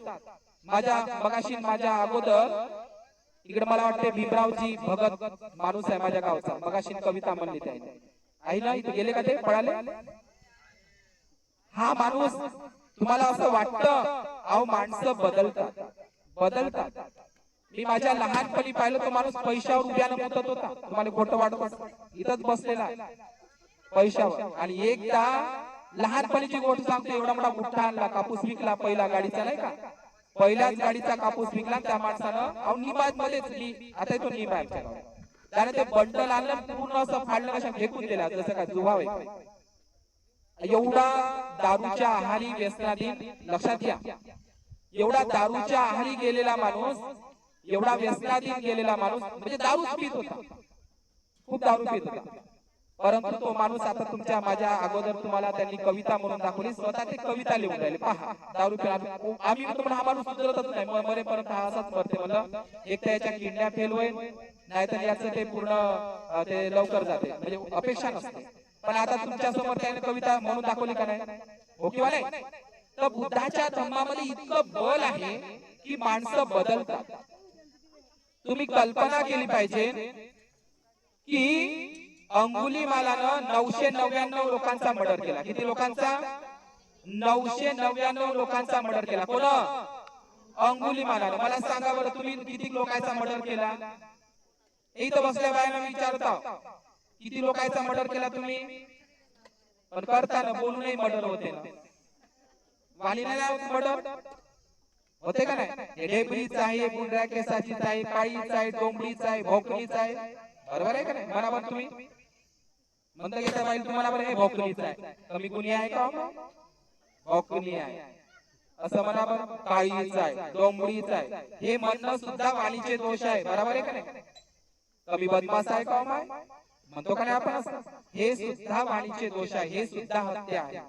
तर मी तुम्हाला सांगत आहो, अंगुलीमालानं 999 लोकांचा मर्डर केला. किती लोकांचा? तरी पण 999 लोकांचा मर्डर करून सुद्धा अंगुलीमाल अरहंत पदाला गेला. आता लोक असं म्हणते का तो खुनी अंगुलीमाल म्हणते का? आता म्हणू शकते का लोक खुनी अंगुलीमाल होता? परंतु तो बुद्धाला, धम्माला, संघाला शरण गेल्यामुळे, भिक्खू बनल्यामुळे अरहंत बनला. आजही बुद्धाच्या नंतर, लक्षात घ्या, बुद्धाच्या नंतर भारतातल्या कोणत्याही ब्राह्मणाला, ओबीसी बांधवाला कोणत्याही लोकाला विचारा, बुद्धाच्या नंतर अंगुलीमाल नावाचं नाव कोणाला येते? तुम्ही कोणाला विचारा, तुमच्या गावात जेवढे काही लोक असतील ना ओबीसी बांधव, कोणाला विचारा अंगुलीमाल कोण आहे, तर ते सांगते एक होता अंगुलीमाल बुद्धाच्या काळातला, तो लोकांचा मर्डर करायचा, त्याचे बोट कापायच्या नव्हता, हे का नाही सगळ्यालाच माहित. बुद्धाच्या नंतर सर्वात जास्त भारतात प्रसिद्ध नाव अशोकाचं तर आहे, पण बुद्धाच्या नंतर सगळ्यात नाव कोणाचं निघते? अंगुलीमालाचं. इतर भिकूचं निघत नाही असं मला म्हणायचं नाही, परंतु त्यानं हत्या केलेला माणूस, 999 लोकांची हत्या करणारा माणूस, पण तू काही लोक त्याला दरोडेखोर म्हणतात, अजिबात दरोडेखोर म्हणू नये. काही लोक त्याला गुंडा म्हणतात, अजिबात म्हणू नये. अंगुलीमाल कधीही स्त्रियांच्या इज्जत लुटत नव्हता, तो दरोडा टाकत नव्हता. दरोडा कशासाठी टाकते? पैसा लुटण्यासाठी, दागदागिने अंगावरचे. बरं अंगुलीमाल काही दागदागिने ओढबडत होता का बायाच्या अंगावरचे? काहीच नाही. एका बोटासाठी पूर्ण माणसाचा मर्डर करता, बरोबर आहे का? तर 999 खून करणारा अंगुलीमाल जर बदलत असेल, हे तर अंगुलीमालाचं उदाहरण झालं. पण सम्राट अशोकाने 1.5 लाख लोकांना युद्धामध्ये मारून टाकलं होतं कलिंगाच्या, आणि 1.5 लाख लोकांना कैद केलं होतं, बरोबर आहे का? तरी पण अंगुलीमालापेक्षाही क्रूर काम झालं होतं. परंतु सम्राट अशोकासारखा व्यक्ती जो युद्धामध्ये 1.5 लाख लोकांना मारून टाकतो, त्याच्या जीवनामध्ये बदल होऊ शकतो बुद्धाला शरण गेल्यामुळे, तर आपल्या जीवनामध्ये का होऊ शकत नाही? बरोबर आहे का? बुद्ध म्हणतात मैत्री करा, मैत्री करा, पण आपण मैत्री करायला तयार नाही.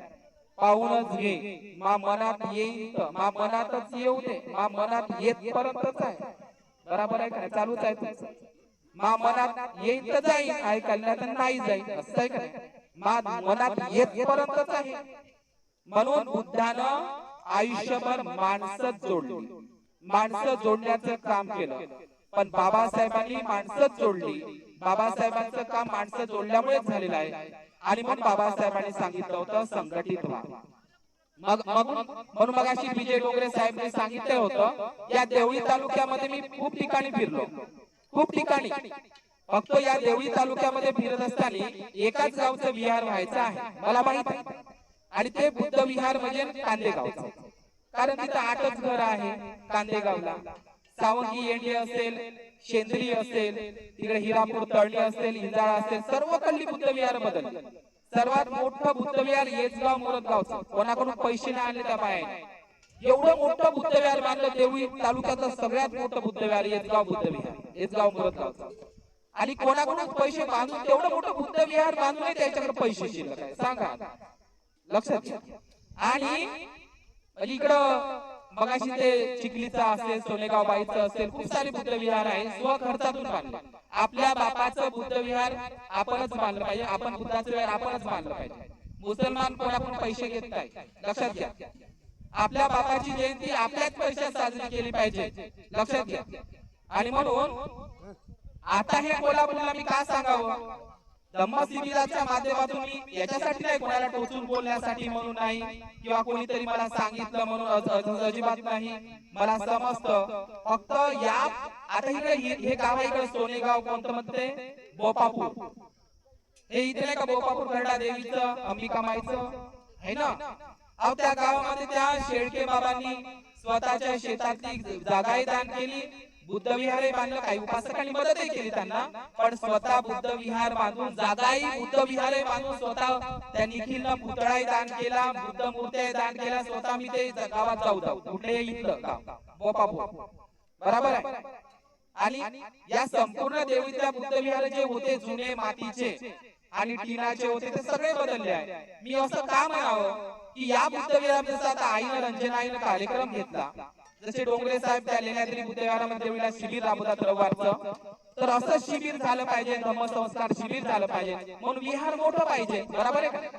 तुमच्या गावामध्ये भंतेजी असतात तर तिथे टॉयलेट बाथरूम असतं तर भंतेजी येईल, पैसे खर्च होत नाही, आपल्याला श्रामणेर शिबिर घेता येते, उपासक उपासिका शिबिर राबवता येते, त्याच्यासाठी आपल्याला हॉल पाहिजे. आणि म्हणून तुमच्या गावातलं बुद्ध विहार हे झालं पाहिजे. याच्यासाठी तुमचे घर बदलली, घरा बदलली का नाही, मजल्यावर मजला चढला आहे का नाही, आहे का नाही. इकडे मला दिसते आता त्या शिलाईचा पाबर मधला दिसते काही, पहिले झोपडी होती बरं, इकडे पुन्हा कोणाचा तिकडे बंगला झाला, आता पुन्हा पांढरा बंगला झाला इकडं, सगळ्याचे बंगले झाले, एकाची झोपडी दिसणार म्हणजे कौल दिशा गाडीतून पावतो बस कोणाचेच कौल टीना दिसणार आहे. पण तुमचं बुद्ध विहार जर बदलत असेल तर मग आम्हाला काय करायचं आहे? तुम्ही लखपती आहे का काय? बरोबर आहे का? म्हणून आपलं बुद्ध विहार तुम्ही चांगलं बांधा. तुमच्यातले या धम्मसंस्कार शिबिराच्या मागचा माझा हेही उद्देश आहे की माझ्या परिसरामध्ये ह्या गावाला मी येतो तर या बुद्ध विहारासाठी मी दानाची सुरुवात केली होती. मी काही देऊ, 5 रुपये देऊ का 10 रुपये देऊ, मी दानाची सुरुवातही केली होती. तुम्ही विहार बांधा तर मी पुन्हाही दान करतो. इथं बसले उपासक उपासिका तुम्हाला दान करतो. लक्षात घ्या, बुद्ध मूर्त्या दान करणारे लोक आहेत, पण तुम्ही बुद्ध विहार बांधा. याच्यासाठी बांधा आपले लहान लेकरं जातील, आपले म्हणतेचे शिबिर होतील, आहे का नाही? म्हणून या धम्मसंस्कार शिबिराच्या माध्यमातून मी हेही सांगू इच्छितो या सारनाथ बुद्ध विहाराच्या उपासक उपासिकांना की तुम्ही बुद्ध विहाराच्या बांधणीसाठी उभे राहा. आपले जे काही हेवे दावे असेल घरची भांडणं घरी ठेवा आणि बुद्ध विहारासाठी बांधकाम करा. त्याच्यासाठी पैसे गोळा करा किंवा काही पैसे कोणाकडे मिळकत जमा असेल तर त्याचा हिशोब घ्या. आणि म्हणून चर्चा केल्याशिवाय काही होऊ शकत नाही, एकत्र बसल्याशिवाय चर्चा केल्याशिवाय काही होऊ शकत नाही. आपण किती हेवे दावे केले, कोणाच्या विषयी किती मागे पुढे बोललो, त्याला काहीच अर्थ नाही जोपर्यंत तुम्ही संघटित होणार नाही, एकत्रित येणार नाही आणि हिशोब पारदर्शी करून जर तुम्ही विहाराला सुरुवात करणार नाही तर काही होणार नाही. म्हणून बुद्ध विहार हे संस्काराचं केंद्र आहे.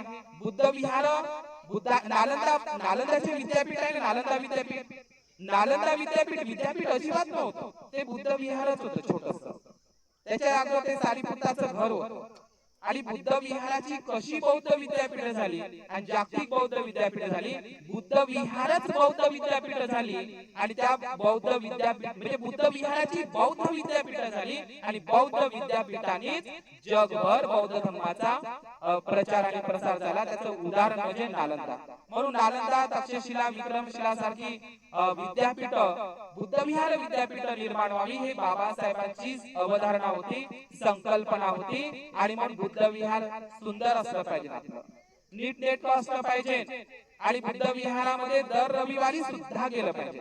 बाबासाहेबांच्या 4 गोष्टी आहेत, आपल्याला इशारा केला. पहिली गोष्ट सांगितली बाबासाहेबांनी, प्रत्येक बौद्धांचे, मला सांगा बरं, या कोल्हापूरच्या बुद्ध विहाराचे नाव सारनाथ बुद्ध विहार आहे, मीच ठेवलं ते नाव.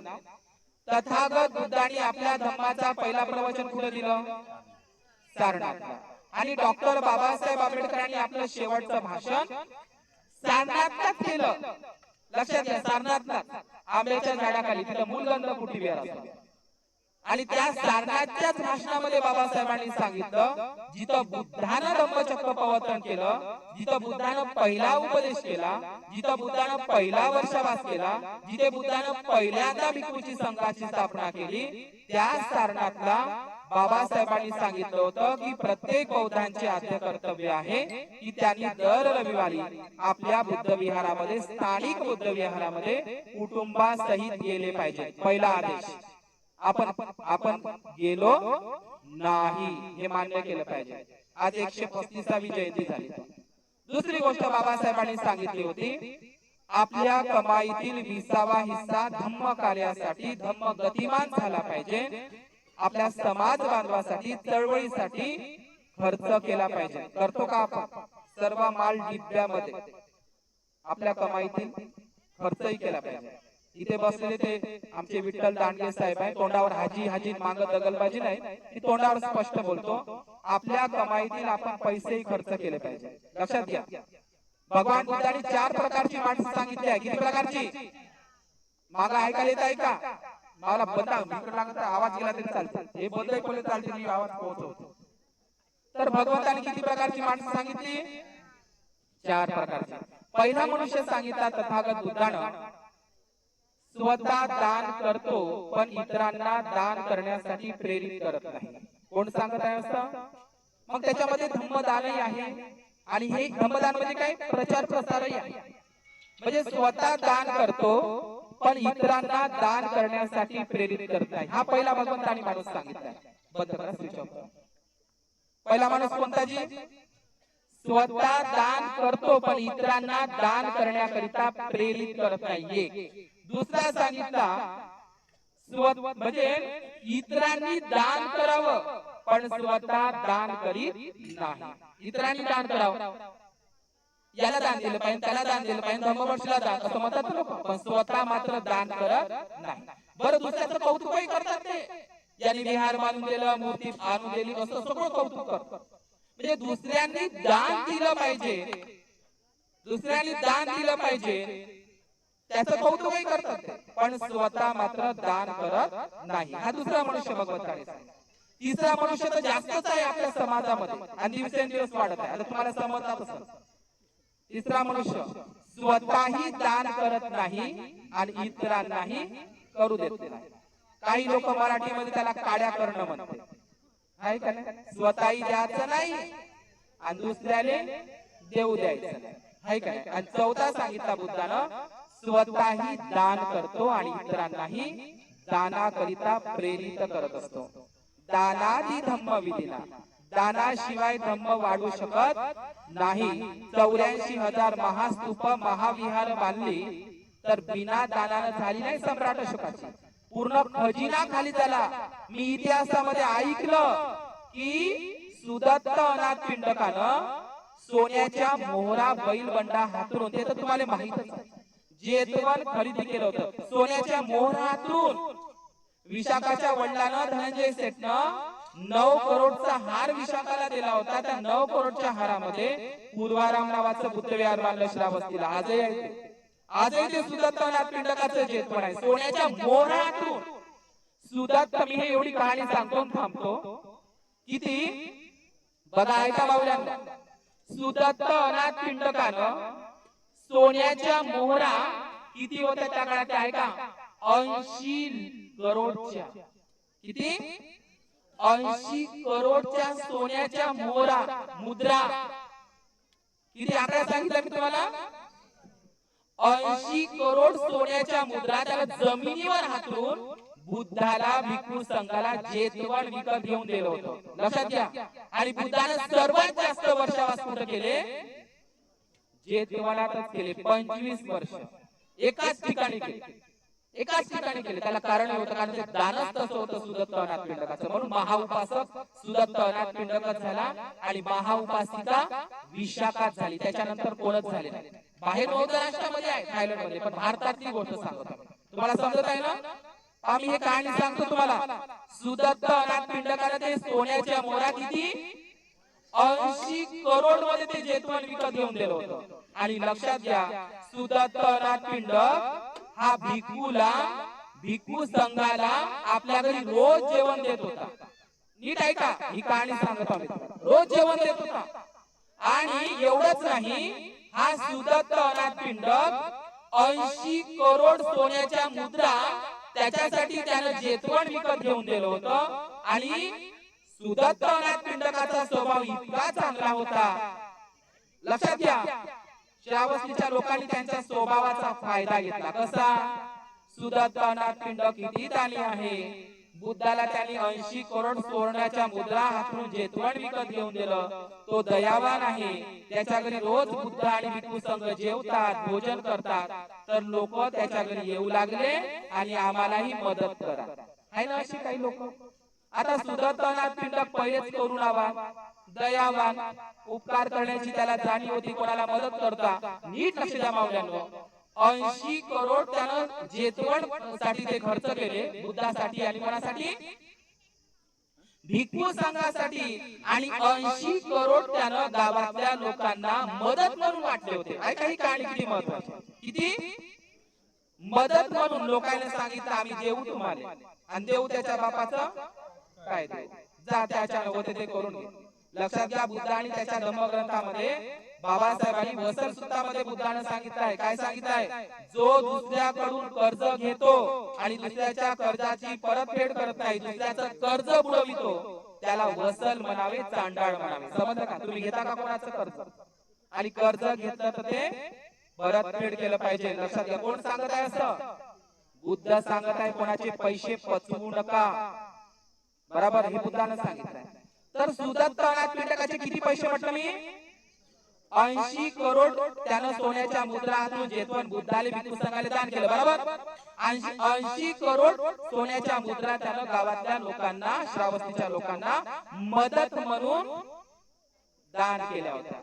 आता सुदत्तनाथ पिंडकाच्या घरी काही लोकांच्या घरी राहते ना, माणूस चांगला तर बाई वाईट राहते. माणूस म्हणते देऊन टाका ना, आणि बाई म्हणते काय देतो का, तुम्ही ठेका घेतला का समाजाचा बंद. जेव्हा तेव्हा भंतेजी आले का त्याच्या मागे लागतात, जाणार तिकडे भंतेजीच बना, भंतेजी इकडे तिकडेच राहा, तिकडे उचल का. काय काय बाया म्हणते तिकडे तिकडे तिकडे तुम्हाला तुम्ही तिकडे मरा, तिकडे खा, तिकडे तिकडेच राहा, तिकडेच करा. असं करते काय काय काय. एखाद्या घरची बाई चांगली राहते तर माणूस ओढते. तर सुदत्तनाथ पिंडकाच्या घरी एक बुढी होती, मतारी होती. सुदत्तनाथ आता त्याच्या घरी 9 मजल्याची बिल्डिंग होती. त्याच्या घरी सुदत्तनाथ पिंडकाच्या घरी 9 मजल्याची बिल्डिंग होती, आणि त्या 9 मजल्याच्या 7व्या मजल्यावर बुडगी राहते. बुडगी मताली ती कधीच बुद्धाचं प्रवचन ऐकायला जात नव्हती, भिक्खूचा आदर करत नव्हती. बुद्धाले ते काही समजत नव्हते. आता सुदत्तनाथ पिंडकावर अशी वेळ आली, ऐका तुम्ही, सुदत्तनाथ पिंडकाच्या घरी रोज 1000 भिक्खू जेवायचे, 1000 भिक्खू. पण सुदत्तनाथ पिंडकावर अशी वेळ आली की तो बुद्धाच्या भिक्खू संघाला दररोज पंचपक्वानाचं भोजन देता. पंचपक्वानाचं म्हणजे उत्कृष्ट चांगलं भोजन दान देता. कोण? सुदत्तनाथ पिंडक. लक्षात घ्या, मी एक कहाणी सांगतो, थांबवतो. आता तुमच्या भोजनाची वेळ झालीच आहे, पानगे वगैरे शिजलेच आहे, आणि वातावरण खूप सुंदर साथ दिली, कारण निसर्ग माणसाला मदत करतो. बरोबर आहे का? निसर्ग नियम म्हणजेच धम्मनियम, धम्मनियम म्हणजेच निसर्ग नियम. काही बायामध्ये निसर्ग कोपला, अजिबात कोपला नाही, तुम्हीच कोपली आहे एकामेकावर. निसर्ग आपल्या नियमानच चालतो. तुम्ही झाडं तोडले म्हणून ऊन तपत आहे, माझ्या पायात चप्पल आहे म्हणजे भंड भंड लागते जमीन. चला माझ्या संग पैदल. आता न्यायची बनतेजी येवल्यापासून नाशिक पर्यंत पायी निघाले एवढ्या उन्हीमध्ये.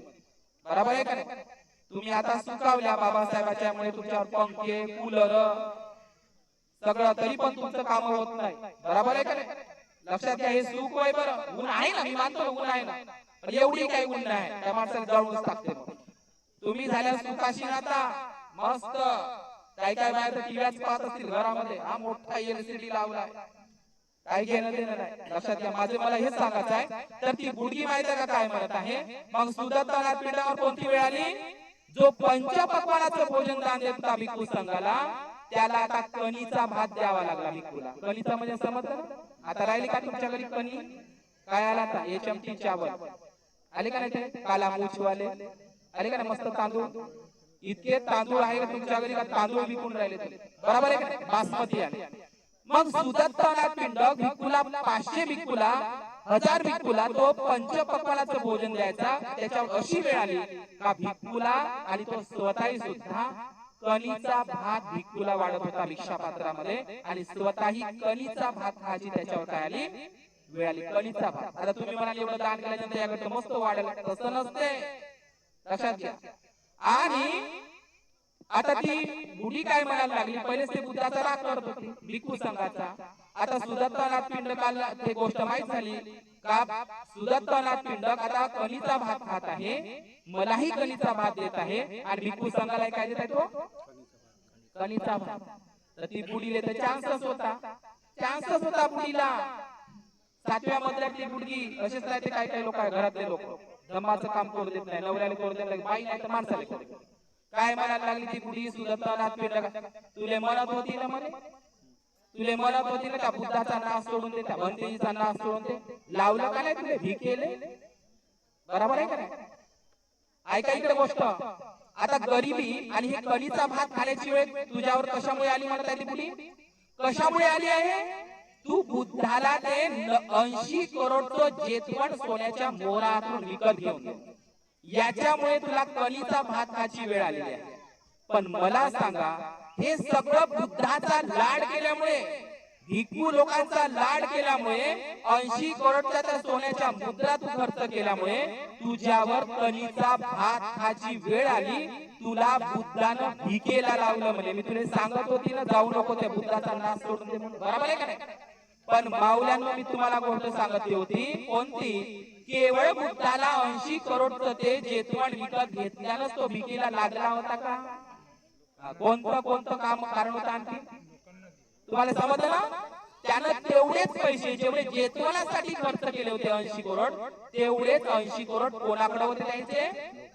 लोकांकडे होते. तेही कारण होतं. पण बुडकी म्हणायला लागली बुद्धाले आणि भिक्खू संघालेच ते काय देत होती? दोष देत होती आणि मग सुदत्त अनाथ पिंडकानं तरी पण त्या म्हातारीचं ऐकलं नाही. सुदत्त अनाथ पिंडकानं आपलं कामच चालू केलं आणि लक्षात घ्या, कणीचा भात खाता खाता अशी वेळ आली की त्या श्रावस्तीच्या लोकांनी त्याच्या घरी न जाता सुदत्त अनाथ पिंडकांचे 80 करोड ते रुपये परतही केले. कालांतराने त्यांच्यामध्ये बदल झाला आणि ते पैसे परत केले. म्हणून लक्षात घ्या, वेळ म्हणजे आपण वाट पाहायची असते कुशल कर्माची, कुशल विपाकाची, म्हणजे कुशल विपाकाची आपण वाट पाहायची असते. तर अशाच पद्धतीचे किती प्रकारचे माणसं सांगितले बुद्धानं? 4 प्रकारचे. स्वतःही दान केलं पाहिजे आणि इतरांनाही दानाकरिता प्रेरित केलं पाहिजे. लोक विशाखा माता कशाला अमर झाली? तिच्या दान कर्मामुळे. बरं, विशाखाने तर तेवढं 90 करोडचं बांधलं, पण सुजाता कशामुळे अमर झाली? पाहिली तर 1 दिवसाची खीर ता, पण जे अन्न तुम्ही कधी कधी फेकून देता, जनावराला टाकता, ते अन्न सुद्धा कधी कधी दुसऱ्याचा जीव वाचू शकतो. कदाचित सुजाता त्या ठिकाणी पोहोचली नसती तर जगाला बुद्धही दिसला नसता. एकच दिवस खीर दान केली, पण भारतामध्ये अख्ख्या जगामध्ये सुजाताचं नाव गाजते. तुमच्या घरात खीर बनवली का सुजाताचंच नाव आहे. खीर दिसली, आम्हाला खीर दिसली, आम्हाला सुजाता आठवते. खीर म्हणजे सुजाता, सुजाता म्हणजे खीर. समीकरणच झालेलं आहे. बरोबर आहे का? आणि खीरची भगवंतांनी प्रशंसा केली 8 वरदानामध्ये. आणि विशाखा म्हणताय, हे तथागता मला 7वा वर द्या की मी आजीवन भिक्खू संघाला खीर दान देऊ इच्छिते. आजही आपण बौद्ध लोकांनी केप नावाची परंपरा, आपली नाही, ख्रिश्चन परंपरा आहे. आपल्या कुठल्याही मंगल प्रसंगी आपण खीरच दान केली पाहिजे. बौद्ध राष्ट्रामध्ये तेच आहे. आम्ही केकोबा आणला, तो केकोबा लावा एकामेकाच्या गालाला. कुठली संस्कृती आणली? 12च्या नंतर हळद लावा. एक बाय 12च्या नंतर हळद लावा, 4 वाजता लग्न लावा. अशा बाय शनिवारी हळद नका लावू, बाय शनिवारी परित्राण नाही, बाय अजून अंधश्रद्धा आहे तुमच्यामध्ये. म्हणून ह्या शिबिरांचं आयोजन होणं गरजेचं आहे. माझं तो उपासक आहे सुमित जारुडी तर बसल्याच. बरं, चांगला पोरगा आहे, त्याची बहीण लागली त्याच्या माग, तुम्हाला 12च्या नंतर हळद लावा लागते. तुम्हाला लावत असेल 10:30 लावल्या पाय मध्ये लग्न तर त्यानं तिथंच पकडलं. या बायामध्ये नवीनच आलं, इथंच बसल्या बायावर आधी दात काढून राहिले. ह्याच मग पाय याच्या लग्न नाही, 12 वाजले ना, 12च्या नंतर लावा लागते हळद, मरते नाही. तर मग शनिवारी दिवशी नाही बनते परित्राण पाठ, बारड्या भरणं नाही, परित्राणही नाही. लक्षात घ्या, शनिवार दिवस किती महत्वाचा आहे. शनिवार दिवसाला तथागत बुद्धांनी धम्मचक्र प्रवर्तन केलं होतं, म्हणून रामरानी त्याला विकृत केलेला आहे. काय केलं होतं शनिवार दिवशी? धम्मचक्र प्रवर्तन सारनाथला केलं होतं, बरोबर. आणि मंगळवार दिवशी सिद्धार्थ गौतमाचा जन्म झाला. तुम्ही मला कॅलेंडर होतं का बुद्धाच्या काळामध्ये? सम्राट कनिष्काने कॅलेंडरची निर्मिती केली. सगळे वार, सगळे पौर्णिमा, सगळ्या बुद्धांच्या कॅलेंडरच बुद्धिस्ट आहे. लक्षात घ्या. आले का लक्षात तुम्हाला? तर दुसरं कोणतं? मंगळवार दिवशी कोणाचा जन्म झाला? सिद्धार्थ गौतमाचा. आणि बुधवार दिवशी त्यांना बुद्धत्व प्राप्ती झाली, तेव्हापासून बुधवार झालेला आहे. म्हणून बुधभूषण नावाचा ग्रंथ लिहिला 14व्या वर्षी संभाजी महाराजांनी. बुधभूषण, बुध हा पाली शब्द आहे, बुद्ध हा संस्कृत शब्द आहे. लक्षात घ्या. आणि आमच्या बाया शनिवार दिवशी हळद लावता येत नाही, शनिवार दिवशी पूजा नाही, शनिवार दिवशी नाही. ह्या अशा अंधश्रद्धेमध्ये काही बायला तुपाच्या वातीत चालू केल्या 40 दिवस. 40 दिवस तुपाच्या वातीत. काही बाया तोपल्यानं त्या दिवशी ते बाई म्हणे, एक गाव आहे कोणतं बा, कळंबले, त्या गावाला विहिरीचं वास्तू होतं, मला बोलावलं. मला म्हणे तुपाचा तूप टाका लागते. मी म्हणलं तूप टाकायचं नाही विहिरीमध्ये. नाही तूप टाकायचं म्हणजे येऊच नका म्हणजे तुम्ही कार्यक्रम. मी येतही नाही म्हणलं त्या कार्यक्रमात. समजलं का? लक्षात घ्या. तूप टाकायचं मी नाही टाकत, मला सोडून दिलं. खाली तूप भेटत नव्हतं. आमच्या बाया विठू बाबाच्या नावानं 40 दिवसाचा तुपाचा दिवा लावला. आता हे 40 दिवस काय बरं? हे बुद्धाने त्याच्या धम्मग्रंथामध्ये 40 दिवसामध्ये सिद्धार्थ गौतमाने ज्ञान प्राप्तीसाठी ते दिवस खर्ची केले. आणि आम्ही 40 दिवस तुपाचा दिवा लावला. लक्षात घ्या. या अंधश्रद्धा सोडा तुम्ही. हे कर्मकांड सोडा. 12च्या नंतर हळद लावा लागते, हिरव्या बांगड्या, हिरवा चुडा, हे कर्मकांड. इकडे तिकडे तुमची याची यात्रा, पुरणपोळीची यात्रा, गुलाली गुला, इकडे तिकडे सगळं चालू आहे तुमचं. या सगळ्या अंधश्रद्धेतून बाहेर पडा, या कर्मकांडातून बाहेर पडा. याच्यासाठी अशा धम्मसंस्कार शिबिराचं आयोजन करावं लागतं. आईने एवढा मोठा खर्च केला, साधी गोष्ट नाही. एवढ्या याच्यामध्ये तर सगाई होत होती, लग्न होत होतं आमच्या समाजाचं. साधी गोष्ट नाही. एवढा मोठा माईक सांगणं, स्टेज सांगणं, भंतीला चिवर दान करणं, चिवरही दान केलेलं आहे. समजलं का? भोजन दान आहे, चिवर दान. एवढा मोठा स्टेजचा खर्च असं नाही की ते रंजना माई समोर बसलेले आहे. तुमच्या गावामध्ये लागून आम्ही गेले तर एकमेकांच्या लटा पकडा, जेवढे करा, काय करा, मला काय करायचं.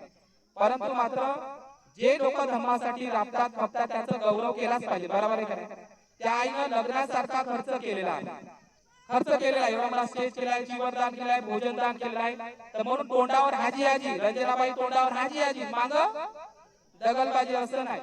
तुम्हालाही भोजनाचं आमंत्रण दिलेलं आहे आणि खूप दिवसापासून शिबिर झालंय. जेव्हा बीसी वानखेडेचं शिबिर झालं तेव्हापासून मी पहिलं शिबिर इथं रंजना आईनं राबवलेलं आहे. रंजना आईने या ठिकाणी त्याच्या परिवाराने इथे सर्व उपासक उपासिकांनी त्यांना सहकार्य केलेलं आहे. या ठिकाणी शशांक भाऊ इथे आलेले आहे. शशांकने सुद्धा या कार्यक्रमासाठी श्रमदान केले. मी सर्वांचा आभार मानतो. आणि या ठिकाणी या आईने एवढा मोठा खर्च केलेला आहे, भोजनदान केलेलं आहे आणि संध्याकाळी भजनाचा कार्यक्रम आहे. या कार्यक्रमासाठी मी खास करून अकोल्यावरून, आता इथं धम्म भजनाचा कार्यक्रम आहे तर रमाई ज्या अकोल्याच्या आहे आणि अनिल भाऊ यांना मी स्वतः आमंत्रित केलं की हे परिसरात ते फिरतच असतात पूर्ण महाराष्ट्रभर आमच्या पदयात्रामध्ये. तर म्हटलं तुम्ही या नवीन कोल्हापूर सिंगारवाडी गावाला, तिथे तुम्ही 2-4 भजन मंचात ते आलेले आहेत. मगाशी त्यांनी गाणंही म्हटलेलं आहे, हे सुद्धा आलेले आहे या कार्यक्रमासाठी. तर माझ्या काया वाचा मनानं काही दोष घडला असेल, मी कठोर नक्कीच बोलतो पण कटू बोलत नाही. बाबासाहेब एका ठिकाणी म्हणतात टोचून बोललं पाहिजे, कोणालाही टोचून बोलायचं नाही. आणि काय टोचून बोलायचं ते बाबासाहेबांनी सांगितलं. कोणाला टोचून बोला म्हणतात? जे लोक बाबासाहेबांच्या उपकाराला विसरले आहेत, दुधाला विसरलेले आहेत, जे लोक समाजाचं काम करत आहे. बाबासाहेब असं म्हणतात, शेणातल्या किड्यासारखं जन्म घेणं, शेणातल्या किड्यासारखं जगणं आणि शेणातल्या किड्यासारखं मरणं, असे जे लोक असतील जे घरातच झोपून राहत असतील तंगडे वर्त करून, तर अशा लोकांना टोचून बोला म्हणते. ए शेणातल्या किड्यासारखं जगणं सोडून दे रे, नालीतल्या किड्यासारखं जगणं सोडून दे रे, 100 दिवस शेळी म्हणून जगण्यापेक्षा वाघासारखं असं बोलू नाही शकत आम्ही. बाबासाहेब तर सारे असा कुत्र्या मारण्याचा जन्म आईच्या पोटातच का नाही मेला रे, असंही बोलले बाबासाहेब. वाईटासाठी बोलले का? आई वडील आणि आपले धम्मगुरु जर तुम्हाला बोलत असते त्याच्यामध्ये आपलं काय असते? मंगल असते, हित असते. लक्षात घ्या. म्हणून तुम्ही बुद्धविहाराचं खूप मोठं बुद्धविहार बांधा. आपण असेच धम्मसंस्कार शिबिर राबवत जाऊ. आईने या ठिकाणी या सर्व पूजनीय भिक्खू संघाला आमंत्रित केलं, या पूजनीय भिक्खू संघाला आणि उपासक उपासिकाला आमंत्रित केलं. भोजनदानाची व्यवस्था केली, सगळ्यांनी भोजनदान करून जायचं आहे. या ठिकाणी मी थांबतो. भवतु सब्ब मंगल, भवतु सब्ब मंगल.